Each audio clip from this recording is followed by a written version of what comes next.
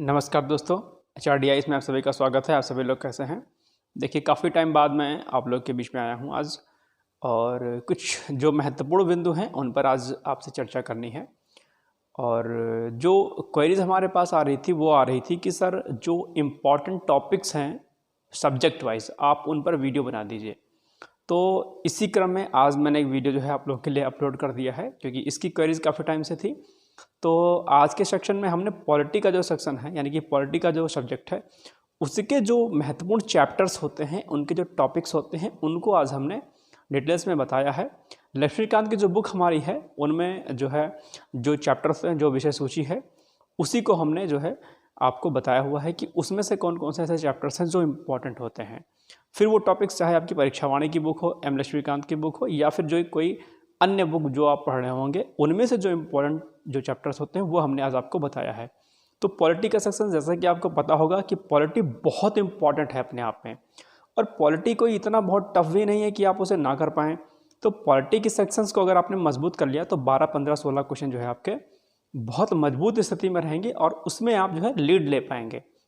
जैसा कि मैंने आपको एक वीडियो में बनाया था RO के लिए कि कौन से ऐसे सब्जेक्ट हैं जिन पर आपको फोकस करना चाहिए, तो मैंने करंट अफेयर्स हिंदी के साथ में, यूपी स्पेशल के साथ में मैंने आपको पॉलिटी भी इसमें मैंने आपको मेंशन किया था कि पॉलिटी का जो सेक्शन है वो भी आपके परीक्षा की दृष्टि से बहुत महत्वपूर्ण है, जिसको आप कम समय में तैयार करके अच्छे मार्क्स गेन कर सकते हैं। और यही एक स्मार्ट स्ट्रैटेजी होती है ना। बहुत ज़्यादा पढ़ करके अगर उससे 2 प्रश्न आए तो उसका जो है कोई आउटपुट आपको नहीं मिलने वाला है।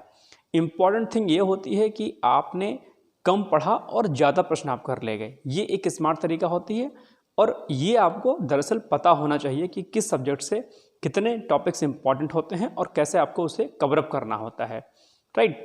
तो पॉलिटी का सेक्शंस ऑलरेडी बहुत महत्वपूर्ण है।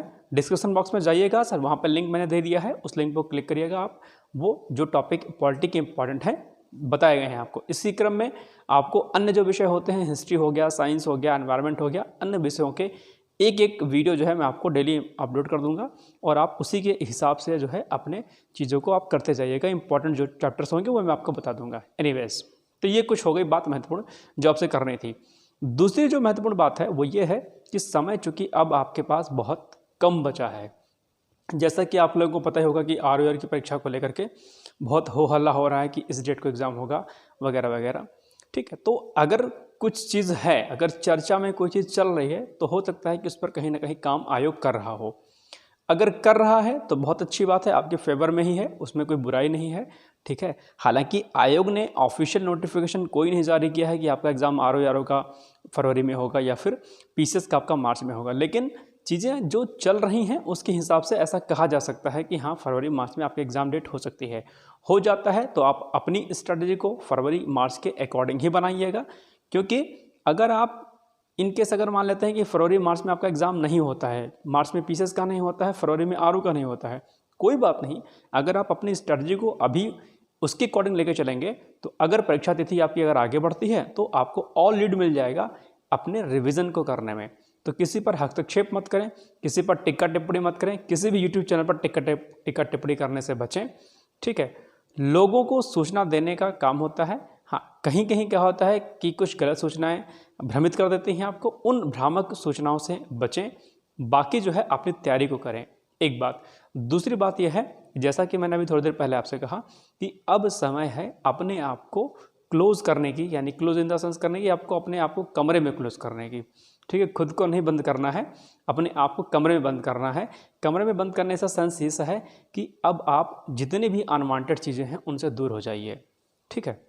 समय बहुत कम है, समय जीवन का भी कम है, और समय आपकी परीक्षा के लिए भी कम है। आप एक एक दिन अपने आयु का कम करते जा रहे हैं, ध्यान रखिएगा। आपका समय एक एक पल, एक एक सेकंड आपसे छिनता चला जा रहा है। जीवन जो है आपका कम होता जा रहा है, आप बढ़ नहीं रहे हैं। अब जन्मदिवस तो आप हर साल मनाते हैं, लेकिन दरअसल आपकी आयु जो है घट रही है, आपका समय घट रहा है। और जिस व्यक्ति ने इस समय का सदुपयोग नहीं किया, टाइम का सदुपयोग नहीं किया, वो समझ लीजिए कि जीवन में कुछ भी नहीं कर सकता है। समय का अगर आप सम्मान नहीं करेंगे तो समय आपका सम्मान कभी नहीं करेगा, ये बात मैं अक्सर कहता हूँ, ठीक है। रिस्पेक्ट उसको आप दीजिए, टाइम को दीजिए, तो टाइम आपको रिस्पेक्ट जरूर दिलवाएगा। ये एक कटु सत्य है, और यूनिवर्सल ट्रुथ भी मैं इसको मानता हूँ। इसलिए समय को समय देना बहुत महत्वपूर्ण बात है। चलिए, तो ये कुछ चीज़ें हो गई कि आपको फोकस करना है। मेरे कहने का मतलब है कि अब आपको ध्यान केंद्रित करना है अपनी सारी ऊर्जा को। अब जिस भी एग्ज़ाम की तैयारी कर रहे हो, ज़रूरी नहीं कि आप आर ओ की ही तैयारी कर रहे हो, आप पीसीएस की तैयारी कर रहे हो, यूपीएससी की तैयारी कर रहे हो, एसएससी की तैयारी कर रहे हो, बैंकिंग की तैयारी कर रहे हो, जिस भी परीक्षा की तैयारी कर रहे हो, लगभग चाहे वह एसएससी की हो, यूपीएससी की हो, पीसीएस की हो, आर ओ की हो, सभी की एग्ज़ाम डेट आपको 2-3 महीने 4 महीने पहले आपको मालूम चल जाती है। इस तो जो आपकी एग्ज़ाम डेट है या जो एक्सपेक्टेड जो मंथ्स है, एक्सपेक्टेड जो आपके डेट हैं, जो संभावित तिथियां हैं, उसके अनुसार अपनी स्ट्रेटजी को आप बनाइए।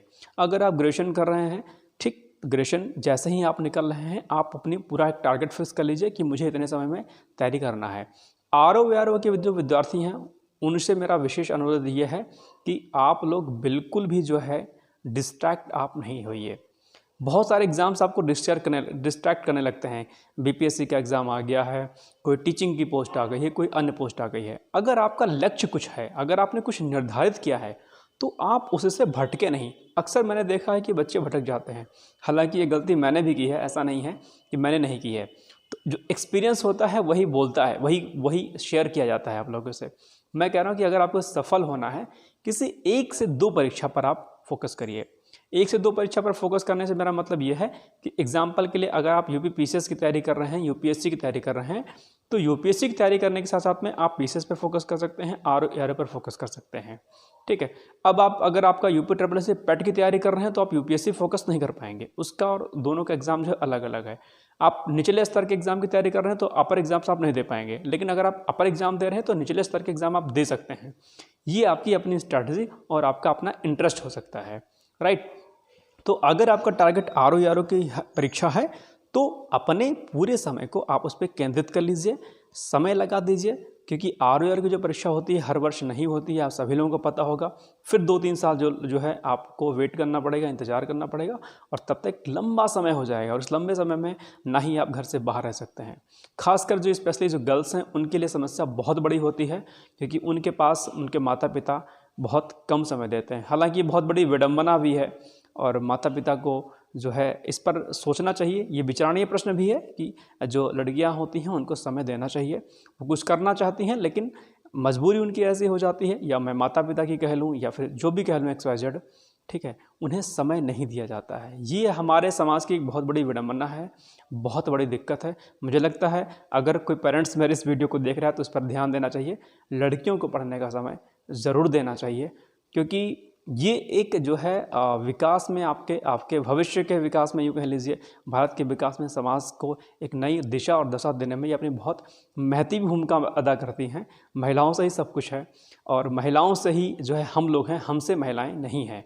यानी कि जो कुछ डिपेंड करता है वो स्त्रियों पर डिपेंड करता है। उनको पढ़ने का अवसर जरूर देना चाहिए। तो जो वीडियो अगर कोई क्या कहते हैं महिलाएं देख रही हैं, कोई बच्ची देख रही है, तो मैं आपसे कहना चाहता हूं कि आपके पास समय कम है, आपको कहीं भटकना नहीं है, कहीं आपको जाना नहीं है। आप अपनी पूरी शक्ति को, आप पूरी एनर्जी को लगाइए, क्योंकि जो समय है ये अब आपसे जो है ये नहीं पूछेगा कि मैं आपके पास बहुत हूँ। समय आपसे कभी नहीं कहेगा, समय निकलता चला जाएगा, छूटता चला जाएगा। आपको समय की धार को समझते हुए अपनी पूरी कंसिस्टेंसी के साथ, वह पूरी एनर्जी के साथ, पूरी डेडिकेशन के साथ अपने समय को इस पर लगाना है, पूरी शक्ति लगानी है। और विश्वास रखिए, निश्चित तौर पर बहुत सारी चीज़ें ऐसी होती हैं जो नेगेटिव कर देती हैं, आपको परेशान कर देती हैं, और लगता है आपको कि आप एग्ज़ाम नहीं क्वालिफाई कर पाएंगे, बहुत ज़्यादा कंपटीशन है। मैं बार बार एक बात कहता हूँ कि कंपटीशन दरअसल बहुत नहीं है, लेकिन जितना है वो बहुत टफ है, क्योंकि उसमें जो है क्रीम बच्चे हैं, क्रीम बच्चे इन द सेंस की जो बहुत डेडिकेटेड हैं, और वही मेरिट को जो है फ्लैक्चुएट करते रहते हैं, वही घटाते बढ़ाते रहते हैं। बहुत ज़्यादा बच्चे देख करके, भीड़ को देख करके आप अपने लक्ष्य से जो है मत भटकिए। मैं बार बार कहता हूँ, आप भीड़ को मत देखिए। आपको अपनी एक सीट लेनी है, आपको अपना सक्सेस लेना है।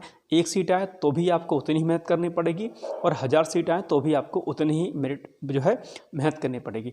थोड़ा बहुत 2-3 मार्क्स का या 2-3 क्वेश्चन का, 4 क्वेश्चंस का जो है फेरबदल होता रहता है, कट ऑफ फ्लैक्चुएट करती रहती है, बस। इससे से ज़्यादा जो है अंतर कोई विशेष नहीं पड़ने वाला होता है। इसलिए मैं आपसे कहता हूँ कि फोकस करिए, स्पेशली गर्ल्स बहुत ज़्यादा फोकस करिए। आपके पास समय आपको कम दिया जाता है, ये बात आप भी जानते होंगे और पूरा समाज जानता है। महिलाओं को, लड़कियों को समय कम दिया जाता है।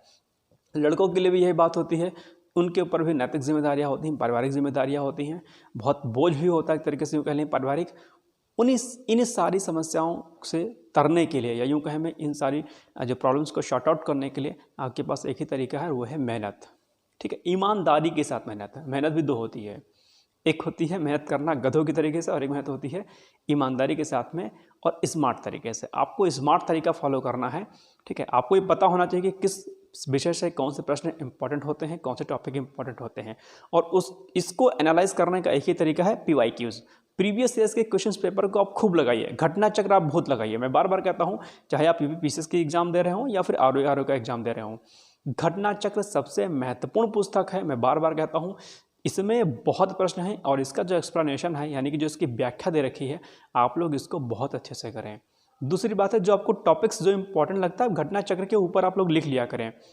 जरूरी नहीं कि आप नोट्स बनाएं, हालांकि नोट्स बनाते हैं, it's so far so good, लेकिन अगर आपकी क्षमता उस लेवल की नहीं है, आप नहीं बना पा रहे हैं, आप बोर होते हैं, तो जो भी टॉपिक्स आप जहाँ से भी पढ़ रहे हो उसके ऊपर पेंसिल से या फिर पेन से आप उसको नोट डाउन वहाँ पर कर सकते हैं, या फिर आप बगल में आप एक जो है डायरी रख लीजिए, स्लिप रख लीजिए, उसमें आप उन सब चीज़ों को नोट कर लिया करिए। तो ज़्यादा नहीं समझाते हुए मैं आपसे एक ही बात कहना चाहता हूँ आप लोगों से कि समय बहुत कम है, पूरी शक्ति लगाइए। कोई भी दिक्कत होती है, कोई भी समस्या होती है, कमेंट बॉक्स में जाकर के कमेंट करिए, आपके सारे प्रश्नों का समाधान किया जाएगा। पूरी शक्ति लगाइए। बहुत सारी शुभकामनाएं आप सभी लोगों को। All the best, good luck. कोई दिक्कत होती है प्लीज़ पूछिएगा। Thank you so much. हाँ, एक बात मैं और बता दूं कि डेली करंट अफेयर्स HRD का देखना मत भूलिएगा। बहुत लिमिटेड, बहुत शॉर्ट्स में वीडियोज़ बनाता हूँ वो, और बहुत ही ऑथेंटिकेट जो ऑथेंटिक जो डेटा होता है वो मैं डालता हूँ। अननेसेसरी जो है मैं कोई भी क्वेश्चन नहीं डालता हूँ। मैं बार बार कह रहा हूँ, HRD से करंट अफेयर्स बहुत फ़ायदा देगा। आप एक बार इस पर विश्वास करके जरूर देखिएगा। प्लीज़ डेली करंट अफेयर्स को फॉलो करिए, और अगर अभी तक आप लोगों ने चैनल को लाइक नहीं किया है, शेयर नहीं किया है, सब्सक्राइब नहीं किया तो प्लीज़ कर दीजिए। ओके, फिर all the best, good luck, thank you so much, bye bye.